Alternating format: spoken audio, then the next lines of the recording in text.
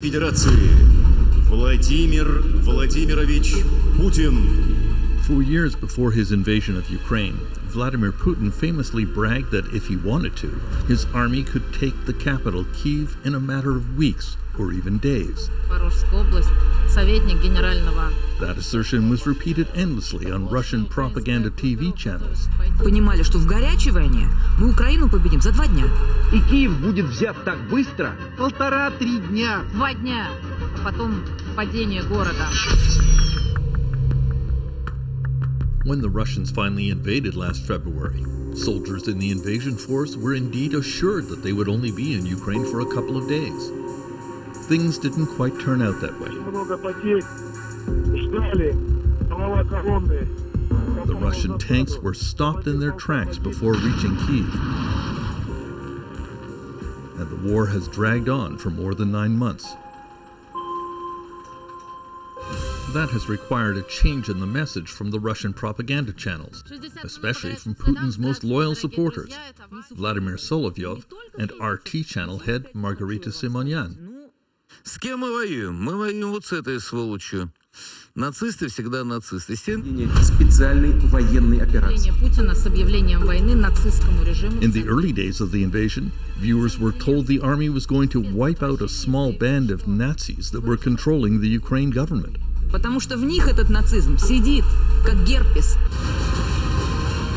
Now, to justify why the war is taking longer, the TV channels explain that Russia is fighting not a small band of Ukrainian Nazis, but the NATO alliance and the entire Western world. Зачем НАТО расширялось на восток? Да чтобы нас уничтожить. Мы воюем с НАТО. Это не Украина, это НАТО. Это все их мощности, которые сейчас против нас. As always, the TV channels are magnifying the themes established by Vladimir Putin himself. НАТО осуществляет разведку по всему югу России. В Вашингтоне, Лондоне, Брюсселе прямо подталкивают Киев к переносу военных действий на нашу территорию. Уже не таясь, говорят о том, что Россия должна быть всеми средствами разгромлена на поле боя. To see how the Putin message is playing in the poorer rural areas of Russia, which are overrepresented in the armed forces, we once again turn to Daniil Orain of the 1420 YouTube channel that does street interviews with ordinary Russians. A few months ago, we saw him in Moscow. Ненавидят ли Россию за рубежом?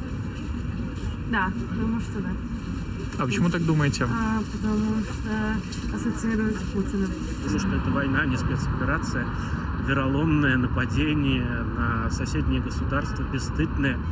This time he went to Yadrin, a village 600 kilometers east of the capital, where support for Putin is strong. Look at this. This is the whole street. I grew up right here, you see. You just need to turn on TV and you will get it. You will see what they have in their minds. Путин правильно поступает.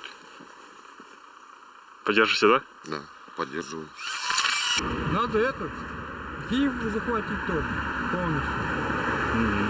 Всю Украину, чтобы наша была. Не Украина, а Россия. Страна турков. Сейчас меня посадят, заберут, забирайтесь к вами. Я уже старый человек. В общем, мы недовольны властью. Some lady said, we are dissatisfied with the authorities. But she definitely didn't mean that she is dissatisfied with Putin. They think that it's governors, it's someone else. But Putin is like a king. People in Great Britain, they will never say that king is to blame for everything. They will say it's prime minister, it's something like this. And it feels like here the same. Putin and every other can be blamed, but Putin is not to blame. Dissident Russian sociologist Greg Yudin, now visiting Princeton University in the US, says the lack of a quick victory in Ukraine changed the propaganda message on Russian TV. And now you would always have the same line. This war is forever.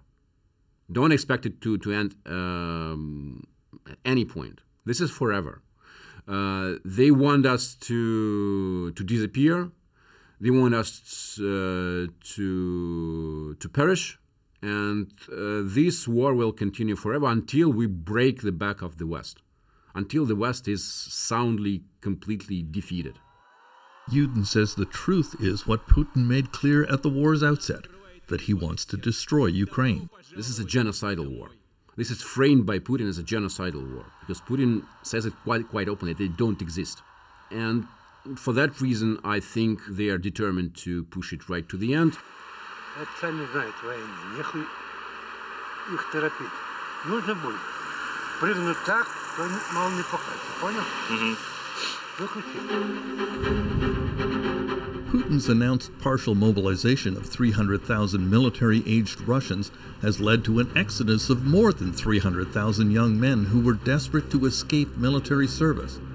И никто особо нигде никого не ждет, денежки закончатся, придется возвращаться. Visitors with mobilization questions were not always welcome in the rural areas. Вот как вы думаете, зачем их туда отправляют? Куда зачем? Родину защищать. Вы что еще думаете? Вы что, сторонник английской разведки, что ли, тут сведения собираете? Нет. Идите сами, сколько вам лет?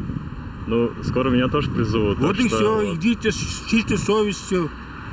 Тут ерундой занимаетесь. Разбить вас надо с этой аппаратурой вместе с английской разведкой. Бессовестные. Великую Отечественную войну защищали, выдержали 5 лет. А сейчас бегут, как эти псы. И прямой обман. One of the Putin themes that sells especially well in rural Russia is his hatred and contempt for gay people and the entire LGBTQ community. Разве мы хотим, чтобы в наших школах с начальных классов детям навязывали извращения, которые ведут к деградации и вымиранию? Во всем мире существует самец и самка. По-моему, здесь... То есть... Зачем это против природы идти? Но это не по-человечески, не по-христиански. Yeah, people say that they will kill LGBT people, definitely.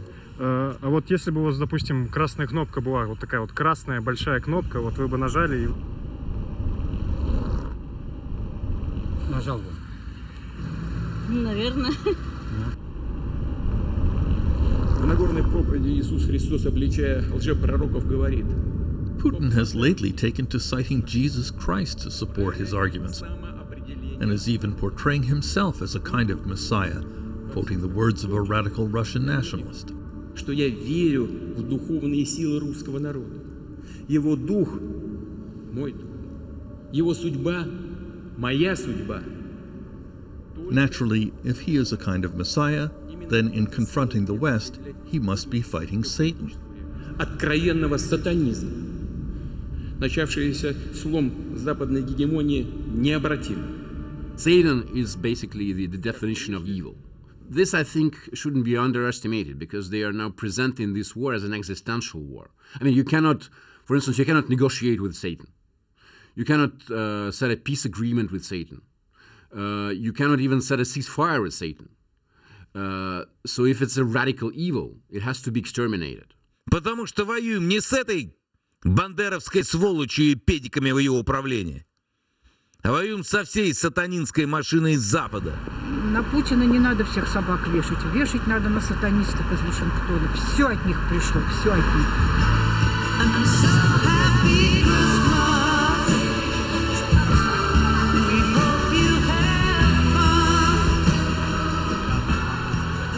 Around the world at Christmas, you often hear John Lennon's words, "War is over if you want it." In Moscow, it appears the government wants anything but. The letter Z has come to represent support for Putin's war in Ukraine, and it is plastered on billboards in the subway and around the city. Now Moscow City Hall has announced the Z will be featured prominently in official Christmas decorations.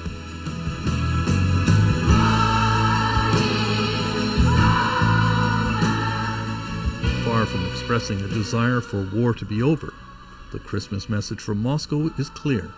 It has just begun. Terence, McKenna, CBC News, Toronto.